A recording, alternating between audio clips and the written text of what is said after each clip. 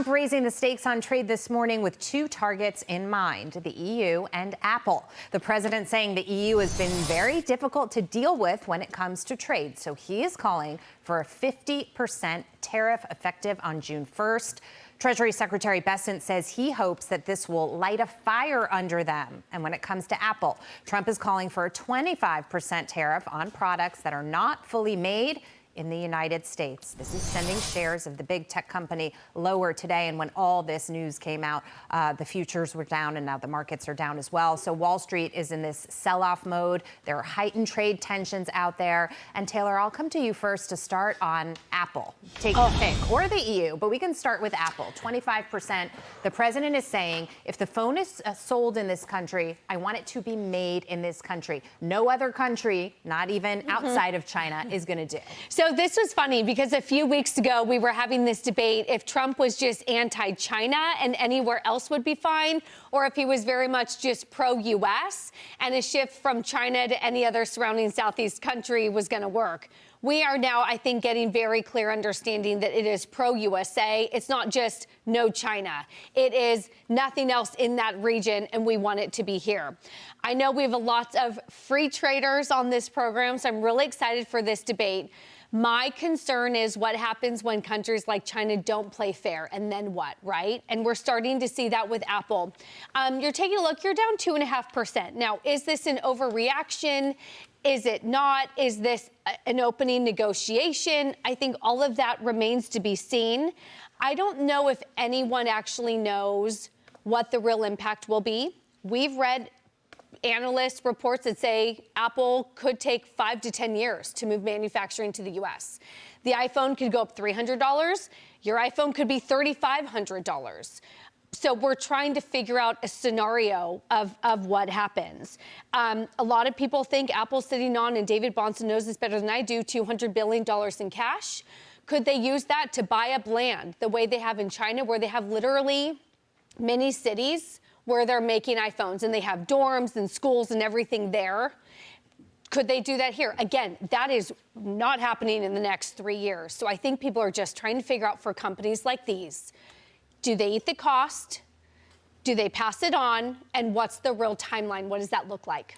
And the second thing he talked about this morning, Dagen, was this EU issue, saying it's been difficult to negotiate. So he's back to that 50%, sort of draconian tariff, I would call it. It's a significant tariff.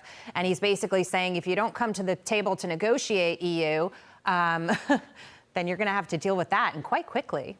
This is similar to what the president did on Liberation Day. You have noticeably extreme tariff, and he's laying it out there.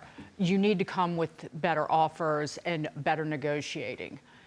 And the point is all of the EU countries have their own national interests in mind. The French want to protect their wine. The Italians want to protect their truffles. And these are some of the items, and seriously, that there are the highest tariffs on in terms of import tariffs from the United States. But on Apple, President Trump, this is also a negotiation in my mind. Apple has not committed enough money to the United States. It was it was $500 billion earlier this year. Apple got a major exception, a major exemption from the Trump administration that was filed with the customs on a Friday night, right, where they got a waiver on all of the import tariffs except the 20% tariff because of fentanyl coming out of China. This is before any of the other waivers. So he has done, the president, Apple an immense favor. Apple, in turn, was largely responsible for giving China rise to power by the network of 1,000 suppliers in China that Tim Cook set up. So Tim needs to play better ball with what is going on in these negotiations with reshoring and onshoring. Again, it's tariff revenue, 10%, and then onshoring, reshoring, manufacturing, and jobs. And I said this before, Apple ought to be real careful where they are right now because of the recent ruling from a judge that found that Apple and Tim Cook, the CEO, directed employees based on this judge to defy a court injunction from 2021 that was related to Epic Games, and that there is one employee in particular who's been referred to the Department of Justice, to the U.S. Attorney in Northern California, to be investigated for potential criminal contempt charges. This is all related to the App Store, which is essentially it's a monopoly. Apple's got absolute control with capricious rules. There's no transparency about the approval process, and it's completely opaque. Apple was charging it's related to payments made. The Epic Games sued to get payments that were outside of the Apple universe of payment systems, and Apple was still charging 27% for payments that weren't on. It was charging a commission of 27%.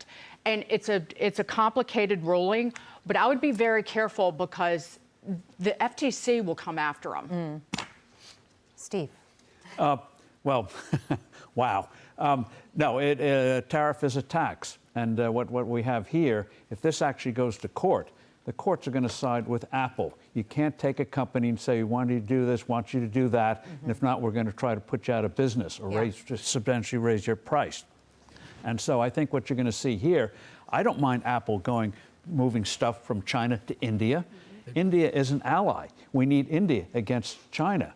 And India has also close relations with Russia. I don't want to alienate India. We need a closer relationship. So if they want to make it to India, fine. What we want here in the United States is an environment. Hopefully we'll get it with an even more beautiful tax bill and a Federal Reserve that learns to behave itself in terms of a vibrant economy, open economy. And instead of having resources come back from India or China to here, I think we're going to create a whole new bunch of industries in the next few years on cutting edge, just as we did in the 1980s and 1990s. So on the Apple thing, I just wish he would just be happy that they're going to move stuff, which takes time, has been pointed out, moving from China to India. Yeah. And other than that, leave it alone. Apple's got its own problems, as Dagen has pointed out. So they'll have to resolve them their own way. Big companies have big problems. Right. But other than that, leave it alone. And focus on getting these other tariff issues out of the way quickly so the economy actually can know what the rules of the road are. Yeah, and David, I'll let you pick up either on Apple or the EU, whichever you prefer. But I had the same thought when this came out this morning. You can't be punitive against one company. I understand what you're trying to do here, but I'm not necessarily sure legally that is the way to do it. It's not really, it doesn't feel very free market. So at the end of the day, I think there are going to be a lot of challenges, and we don't need more court battles, right? We don't need a prolonged process. We want companies to want to do business here. We want to incentivize them if we can, but punitive actions that single one company out could be problematic. Well, punitive actions, and I would argue punitive tweets. I mean, even the bully pulpit used that way. I know as a lifetime conservative Republican what we would be saying if President Obama did it. It's just absolutely appalling to be targeting one company when they are moving things out of China rapidly. And it is largely going to India, which is an ally. And if the answer is, sorry, we don't want you to make anything outside the United States, then tell them that and let people pay a $4,000 iPhone and see how the American voter and American consumer likes the results of that policy. It's never going to happen. If they did spend all that money to buy the land that we're referring to, they have $200 billion of cash. They have a balance sheet that is healthier than any company in world history. They would not be able to, from a cost structure standpoint, make the phone with the way it is currently being made in our labor code. The unionization issues, the regulatory environment, the tax environment, all of those things.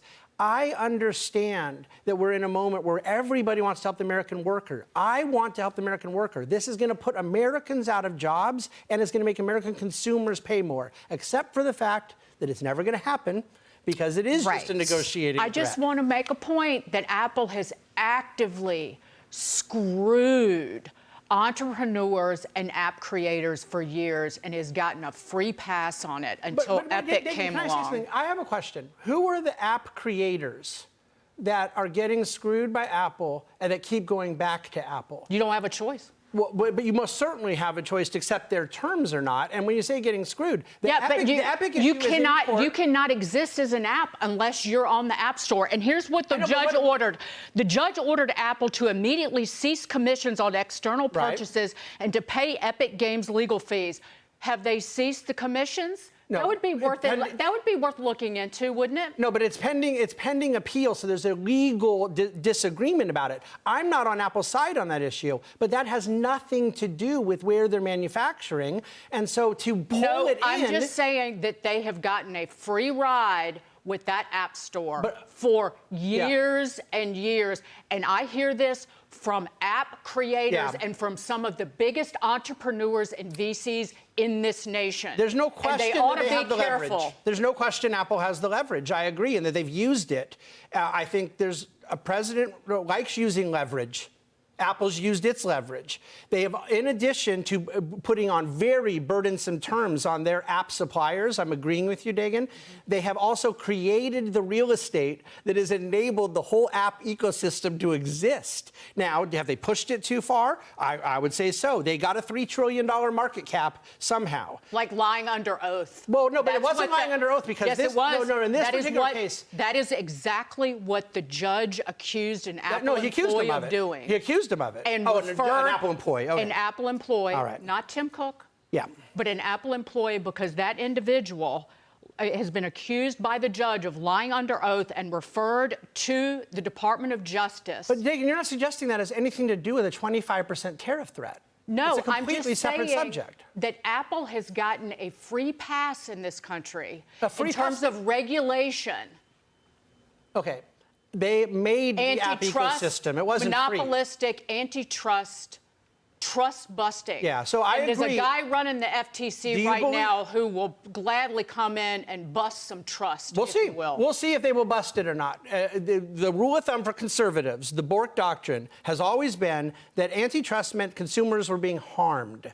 The notion that Apple, with their market share at that percentage, that Teddy Roosevelt would be laughing at the idea of this being a legitimate monopoly. Now, have consumers made it a monopoly by picking it over and over again and liking it better than all the other competitors? Or hiding the fees and not knowing exactly how you're getting hit. But again, those things are against the law. If they're doing those things, we should punish them. And the FTC, during the first Trump term, looked at all this and said they weren't doing it. The Biden administration looked at it, didn't go after it. If they're doing it, let's go after it. If they're breaking any laws, let's go after it. But threatening them and targeting them, and by the way, saying that they got a good deal on the tariffs, that was a problem too. They shouldn't have gotten a special perk to begin with on the tariffs. That's why I don't believe in the government picking winners and losers. They got an exemption that other companies did not. That's right. They shouldn't have gotten it. But who gave it to them? Well, they got it, and now they got to come to the table and negotiate about how many jobs they're going to bring back to the United States. So, boom, get on it, Tim.